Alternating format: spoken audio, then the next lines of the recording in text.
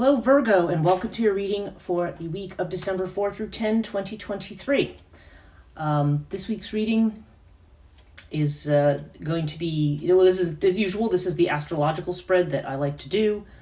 And we are looking at, everything according to astrological house.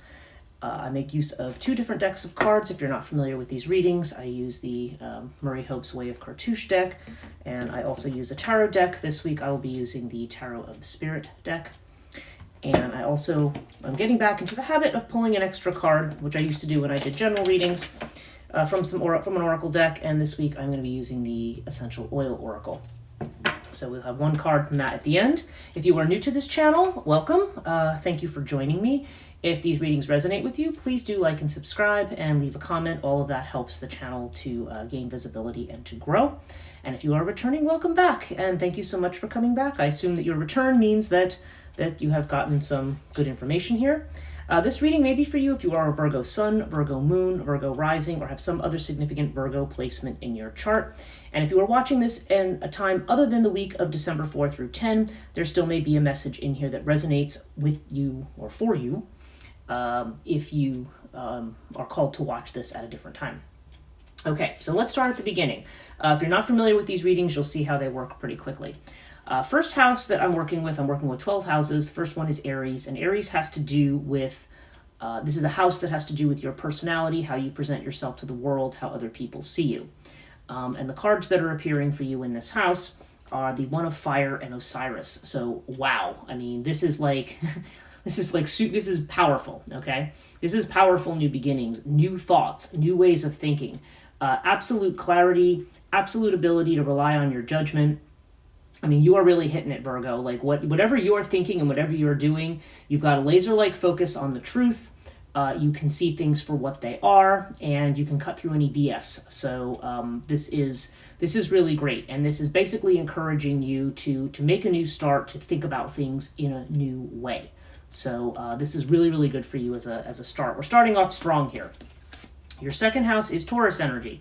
And Taurus has to do with finances, money, your possessions, your values, things like that. And you have fire with Sister Water. Sister Water is the Page of Cups. Okay, so this is you're being really impassioned or into some kind of a new venture or a new thing. The pages always have to do with either messages coming in or, new projects, things like that. And I feel like here this is a project that maybe is like a baby to you, like something that you feel very, very emotionally attached to, something that you care about, as opposed to the kinds of projects that we start because, I don't know, we think it's going to make us money, whether we care about it or not. But this is something that has a strong personal and emotional meaning to you, and I feel like this is some new means of gaining something financial. It can also indicate news coming in about finances around this as well, but this is usually a very strong emotional omen here. And with fire, this is indicating having the spark. I mean, seeing this with the One of Fire up here. Yeah, I mean, there's definitely this very, very strong, passionate and determined energy to get what you want and to gain the kind of financial stability that you want. So so everything's kind of a go here, and you're really firing on all cylinders. Third house is Gemini energy, so this has to do with messages that are coming in. If you're in your own business or starting your own business, this may relate to that because this is the house of self-effort. Sometimes it has to do with relationships with siblings, and the other aspect of this house, trying to think what the other one was, short journeys, things like that. Basically, communications that are not super deep communications, but the kinds of regular communications or practical ones that we have. Now you have Father Water here with Anubis. So Father Water is Anubis is brings a sense of protection, and Father Water. Okay, again, this could be a person, potentially a water sign person who cares about you, cares very much about something that you're doing. But this could also be you, and this could be you, say, keeping your emotions in check about something. I don't know. I feel very strongly here that there's a whole lot of protectiveness here about feelings, okay, when it comes to messages or when it comes to business. So I feel like there's something, there's a whole lot here about nurturing or something that is kind of something that you feel requires protection, okay? So right now you may be in a situation or a phase where you are holding back certain things, or holding back certain things in your communications with people. Because there's something here that you feel that needs to be protected. It could pertain to a business, it could pertain to a family relationship or a sibling relationship. Take it as it resonates. But the other possibility here is that you may have a person like this father water figure, this very caring figure, which could be male or female, to be honest. But it definitely seems to be somebody who keeps their emotions in line or in check. Who might be protecting you or helping you in a situation. That's another possibility. Fourth house we have is Cancer energy. This has to do with your home, your environment, your family, potentially your mother. Okay, so you have the Eight of Water with Thoth. Okay, so for some people, seeing the Eight of Water here, this is oftentimes walking away from something. It means we've walked away from something that perhaps served us for a long time. Maybe something that has been the basis of our security. For some people, it could be walking away from a home or from a particular family situation or drama. But we definitely have Thoth here. So Thoth is really got a very strong karmic vibe. It's suggesting that it's time. It's time for something. It's time to make a change or to make a transformation here. And it's also time to heal. I mean, Thoth to me here has a lot to do with healing. So I would, and this is healing more on a solar spirit level. So, so there's a need to walk away from something to enact this healing, and the timing of it is right. So again, whether this pertains to a family situation, your actual home, or a sense of something that's provided you with a sense of security, take it as it resonates. Fifth house is Leo energy. And Leo has to do with creativity, children, love affairs. Again, not necessarily all three. You take whichever one resonates. But wow, you've got the winged disc with the One of Water. Okay, another ace here. This is your second ace so far in the reading. And this is about, usually Ace of Cups. This is like new love. Okay, so there's something could be starting here with winged disc. This is... this indicates overcoming obstacles. This indicates success in something. So if you have been actually interested in a particular person, this could mean success in bringing about a new relationship. If this has to do with a creative project or venture, again, there's this sense here, like we have the sister water over here. There's definitely this sense here that, this may be something new and something that is emotionally, I don't like the word precious, I hate it. It's something very, very important or significant to you, or something that you feel very strongly about in that way. And this definitely promises success and overcoming obstacles as far as that goes. So again, see how that applies to you. And again, if it had to do with children, it would be the same thing. There could be some kind of a new beginning coming for one of your children that will be very successful. So take all that as it resonates. Sixth house, this has to do with your health, with work, with things you worry about. And you have the Six of Earth with Bastet, okay? Now, Six of Earth has to do with generosity, with giving to people. And usually when this card comes up, there's you could be you giving to other people, it could be them giving to you, okay? It can go either way. But I think what this is saying is be careful you're not giving too much to people or giving more of yourself than you should.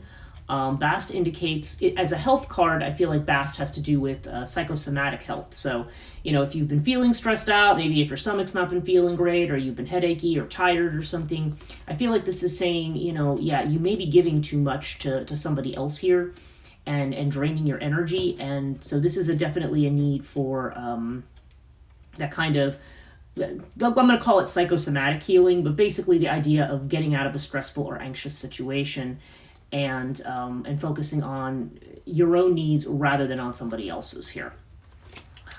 Seventh house, this has to do with Libra energy. So this is relationships, marriages, spouses, if you are married, could be business partnerships, or any partnership that's significant. If you're looking for love and you're thinking about the chances of marriage, this would have to do with that as well. Okay, so we've got the Ten of Earth with Urias. Wow. Very strong family vibe here. Ten of Earth is some kind of a partnership. I mean, this seems like a very lucrative partnership. And with Urias, this could be something that you're absolutely not expecting, like something that's coming out of the blue. Could be somebody hiding in the background, who's secret, who either wants to have a partnership or there could be a secret relationship that's going on. I don't know, but I don't know. I don't really feel it. I feel like there's some strong family thing going, here, and Urias to me indicates that this may be something that's unexpected. So if you are looking for a relationship, whether it be a marriage type relationship or a business partnership, it seems to indicate maybe somebody popping in who you're not expecting. But there's definitely a very strong lucrative energy here. Having a lot to do with money, with leaving a legacy. I mean, this is very, very strong. So I don't know. There's going to be something connected. If you're married, it could be connected to your spouse. If you're in a business and you have a partner, it could be connected to them. If you're looking for a partnership, this could be saying a partnership or a new partnership that is somehow going to end up being financially lucrative for you. But this may be something that you're not expecting, or something that's kind of in the background that you don't know about yet.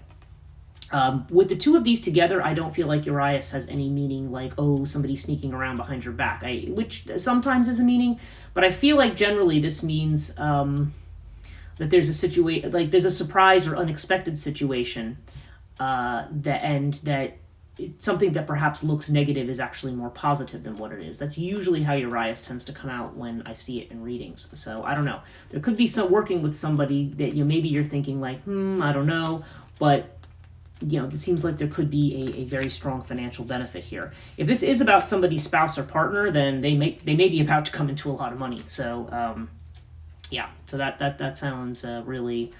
That aspect of it is good, certainly.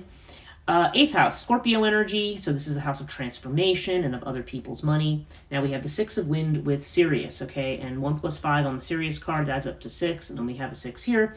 So this could be something that happens within the next 6 weeks, 6 months. This is usually a 6-month card when I look at wind or the wands, or not wands, swords. This usually is months to me. But we have Sirius energy with this. So this is about, okay, first of all, 6 of wind, I think, is about, this is a card of clarity, it says at the bottom here.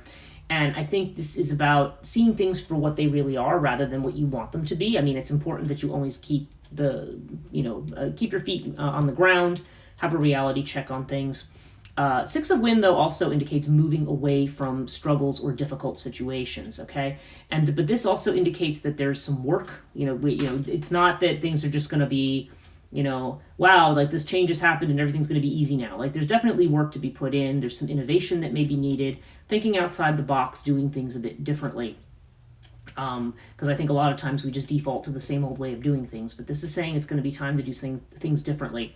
And I think that's what you're being challenged to do right now. You're moving away from some kind of other situation. I mean, yeah, you've got this 8 of water here, walking away from something, but this brings this clarity. I mean, it's the idea of, okay, you're moving into calmer water, and also water where a space where you can see what kind of work that it is you need to put in. But yeah, there's definitely a sense of needing to innovate here to some degree. 9th house, this has to do with higher education, long distance travel, anything that has to do with expanding your horizons. We have the 7 of water with Nephthys. So yeah, there's something here. Okay, there's definitely a sense here of not knowing where something is going. I mean, Nephthys is this energy of not yet, or not seeing the big picture yet, not having all the information yet. And 7 of water is definitely like, usually how do they call it, the insight card here. And yeah, I feel like this was more to do with when you see all these different options in front of you. A lot of them seem possible, not all of them are real. And there could be a lot of confusion here over what road to take, especially since you don't seem to have all the information right now. Now you've got a 7 here and a 7 here. So I feel like this is something that's going to be 7 days, 7 weeks, 7 months. The 7th actually comes to mind too, but something about 7s that you're waiting for something here, and I don't know, the fact that I'm seeing this Urias over here, there could be some kind of a connection here. Like I just feel very strongly like there's something that hasn't happened yet. There's another person who's going to come into the picture, or more information that you need to get that's going to allow you to expand beyond where you are now. And so like I said, there's just some confusion right now, but that will be It's just that you don't have the information yet. That doesn't mean that you're not. This confusion won't be cleared up. It's just that you're not there yet. 10th house is Capricorn energy, and this has to do with your fame, career, and reputation. And yeah, you've got the Capricorn card taught in the Capricorn house with Brother Wind. Now, Brother Wind is the Knight of Swords, so yeah, this is saying be careful. Don't be impetuous. Don't rush in. You have a very hardworking energy here, and you may be wandering into something where you are rushing to find a solution to something, or to solve, to get rid of an anxiety or solve a problem, and it's saying, whoa, look before you leap. Don't just jump into certain things.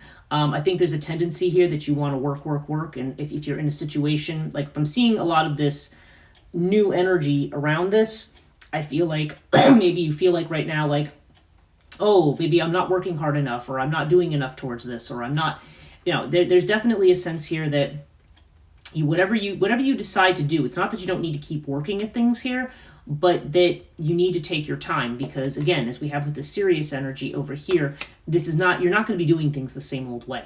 So you need to stop and think, stop and look before you leap.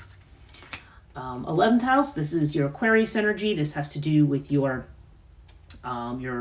friendships, your networks, and also your hopes and wishes. And you've got the what they call the Resurrection card, which is the Judgment card with Lotus. So yeah, so as far as your goals, your hopes and wishes, this has to do with calming anxiety about something. So whether this is your friends being supportive and helping you with that, this also is about making decisions. So I feel like this is like, collectively somehow making decisions about things with judgment. Or it's just basically saying you need to kind of calm the mind. So you don't want to be overanalyzing, overthinking. You don't want this Brother Wind energy here, or this Seven of Water energy where you've got, oh my God, there's all these things and I'm very, very confused. There's like a need to sit down and make a judgment about what path is going to be taken, and you want to do that from a calm and centered place. So whether this is you alone or with friends, there's definitely this, I feel like there's a strong thing about drawing on your networks here, and that this is the way to move towards your goals rather than to rush into something. And finally, we have the 12th house. This is Pisces energy, and it's about what you keep hidden, what you're afraid of, maybe what you don't show to other people, and also maybe what you're imagining. Now you have 6 of Water with the Pyramid. Now, 6 of Water, they're calling this the Faith card here. 6 of Water has to do with, it's like 6 of Cups. It has a lot to do with the past, has to do with nostalgia. Could have to even do with past life stuff, because this 12th house is very much connected to past life and past life energy. And yeah, there's some kind of a challenge here. Pyramid indicates, there's some aspect of you that's being tested on a higher level here. And this may connect to a past life or a past energy. So, so I think the challenge you are meeting right now that we're seeing down here in the 4th house, that may be challenging your sense of security. There's something about this that is, well, for lack of a better phrasing, karmic. There's something, this is the lesson that's coming around for you. Actually, again, with the 8 of Water. The 8 of Water sometimes is coming around to something again.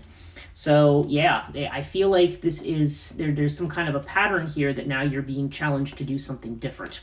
Especially with Sirius over here in the 8th house, which to me almost accompanies this house. 8th and the 12th house have some very similar energies to them between Scorpio and Pisces, this water energy.